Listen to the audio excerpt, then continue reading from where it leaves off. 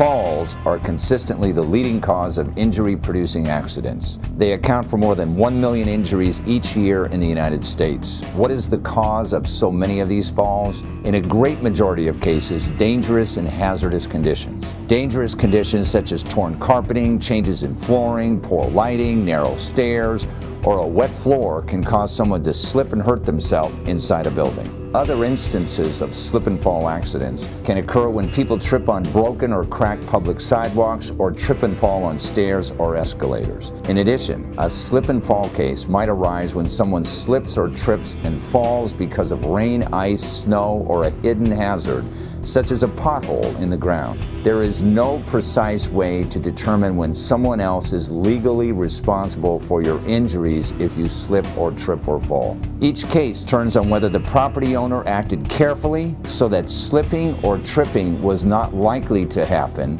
and whether you were careless in not seeing or avoiding the condition that caused the accident. In this insider exclusive Justice in America Network TV special, our news team goes behind the headlines in Atlanta, Georgia, to visit with Lloyd Bell of the Bell Law Firm to examine how he successfully won a $2.3 million verdict against Kroger in one of those slip and fall accidents that could have happened to any one of us. While the accident itself was not strange as far as slip and falls go, after Craig Walters slipped in the store in 2008, at least one Kroger employee decided to get rid of the evidence. The spoliation of evidence is the intentional, reckless, or negligent withholding, hiding, altering, fabricating, or destroying of evidence relevant to a legal proceeding. So a common everyday slip and fall accident morphed into a significant corporate cover-up by a major Fortune 500 company, Kroger company,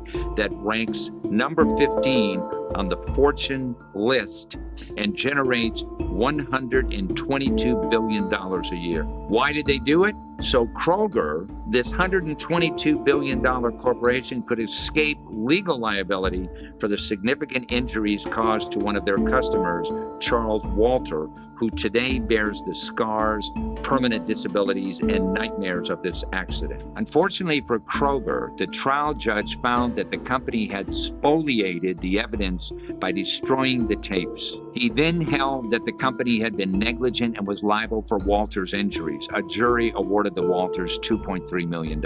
This is the Insider Exclusive, live from Atlanta, Georgia.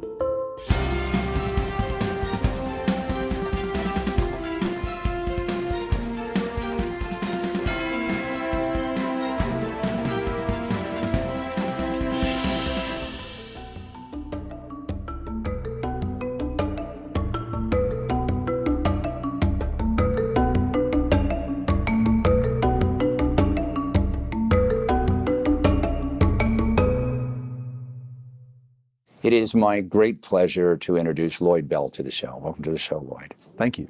Tell our audience a little bit about your law firm. What do you specialize in?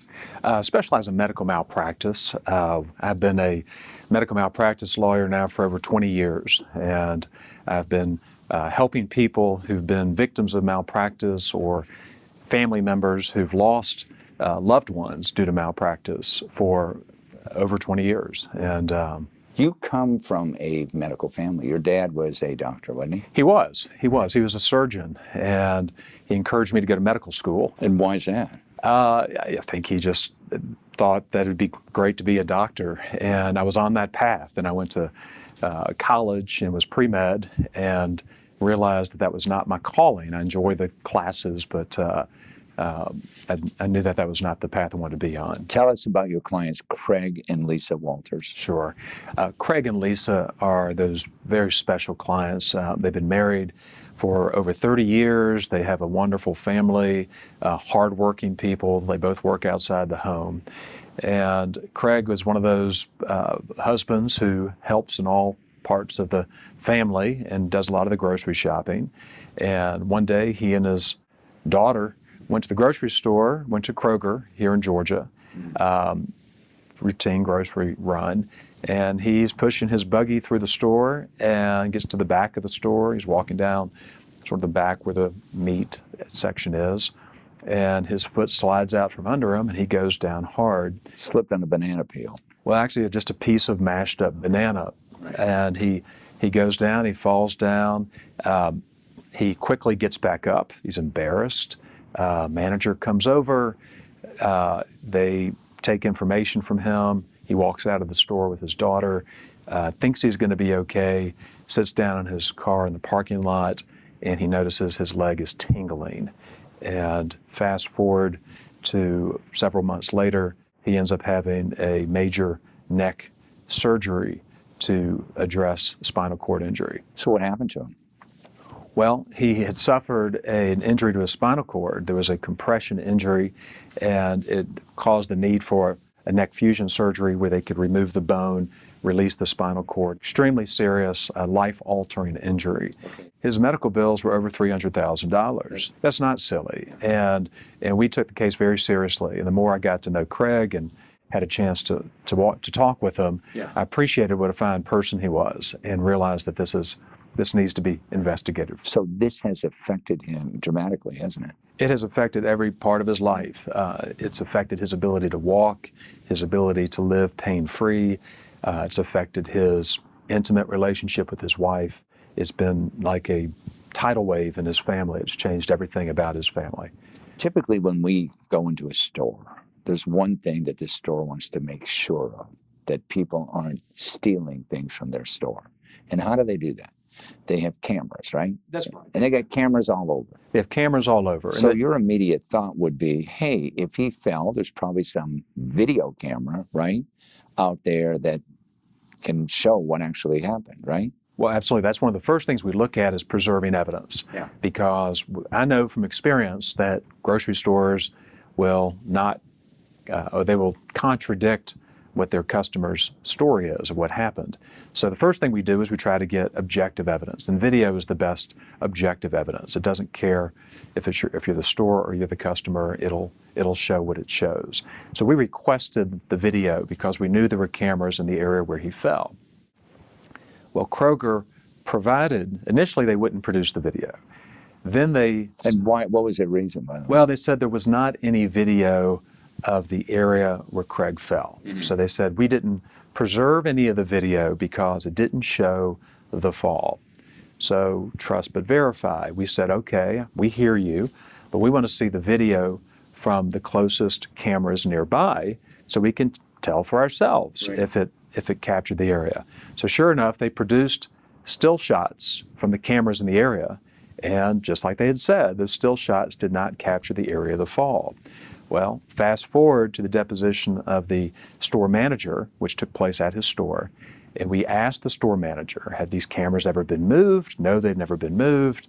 And we asked him to pull up the cameras real time in the store. Yeah. And sure enough, the camera showed exactly where Craig had fallen. So what happened was after we requested the video and then requested sample screenshots, they moved the camera, took pictures to give to us, and then they moved the camera back. And we caught them essentially falsifying evidence to cover up what they had done. And what's the legal term for that? The legal term is called spoliation, sort of like spoil. Right. But spoliation of evidence is the destruction of relevant evidence. Willful destruction. Willful destruction. And how do courts look upon those things? Not favorably. And what happened in this case? In this case, the judge listened to the arguments on both sides, reviewed the evidence. In this case, the judge ruled as a matter of law that Kroger was negligent. Okay. And we still had to prove that the negligence was connected to his injuries, which we did. But ultimately, the jury returned a verdict of close to $2.5 million in the first trial. We had to retry the case because the Court of Appeals reversed it. And why did they reverse it, by the way? They reversed it because Kroger wanted to bring a witness into the trial to explain why the camera angles were different. And our position was that that issue had already been resolved and you should have brought this earlier. And the court agreed with us. The Court of Appeals reversed that and said we got to retry the case. And we retried the case and got another $2 million verdict. Yeah. A lot of people think, and let's talk about judges and let's talk about courts, a lot of people think if you have all the evidence on your side, you got a slam dunk victory. That's not the case, is it? Not the case at all. Did they, by the way, in this case, did they ever identify the employee that destroyed the evidence? Well, they brought a person forward who is an employee of Kroger, who they claimed was the one who had actually turned the camera. Yeah.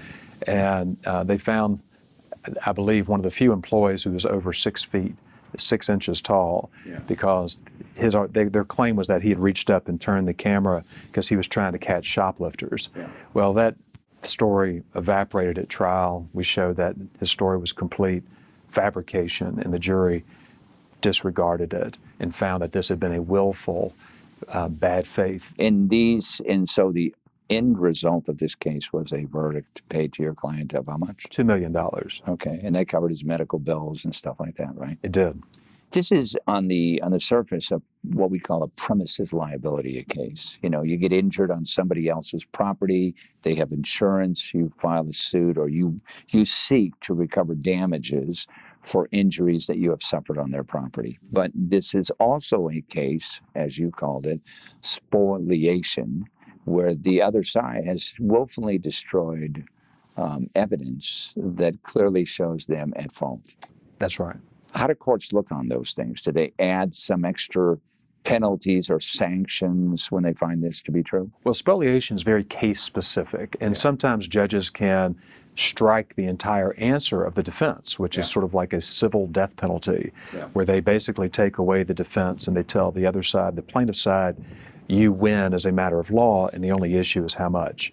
But there's a spectrum. The judges can do things such as limiting witnesses. They can find that certain facts are true as a matter of law. There's a whole range of remedies that the judge can enforce. But the bottom line is, if you as the plaintiff prove spoliation, that then it's very powerful to prove in your entire case. It's very helpful. Do most of these cases, when you represent people for premises, when they've been injured on somebody else's premises, do they get settled, or do you have to go to court? Most of the times they settle. Why did this go to court? This went to court because the damages were so high, and the defense just wasn't willing to settle for fair value. There were negotiations, but we couldn't reach a fair number, so we had to take it to a jury, and the jury, on 2 occasions, reached a fair number. Yeah. What do you advise people who have been injured on somebody else's property, whether it's commercial property or even residential property? What do you advise them to do first? I advise them to talk to an attorney and get to the bottom of it. Attorneys who do this type of work on a contingency. We don't get paid unless there's a recovery. So there's no charge, there's no cost to the injured person to investigate. And frankly, attorneys are the ones who have the tools and the knowledge for figuring it out. And that's very important. You may or may not decide to file a case and pursue it, but it's better to know than not know. Yeah. One final question. You have a lot of people call you for potential cases. How do you end up selecting the cases that you eventually represent? Well, we start with the injury. Is it a large enough injury that it justifies our firm's resources? And we have to be selective. We can't help everybody, unfortunately. So then the next step is to determine if there's liability, if anybody did anything wrong. Just because you get hurt on somebody's property doesn't mean that it's the fault of the property owner. They have to have violated some rules, some safety rules, such as keeping the premises safe, keeping the floor safe. And then we analyze that, and we meet with the client, and we determine if there's a connection, if it's a case that we're outraged by.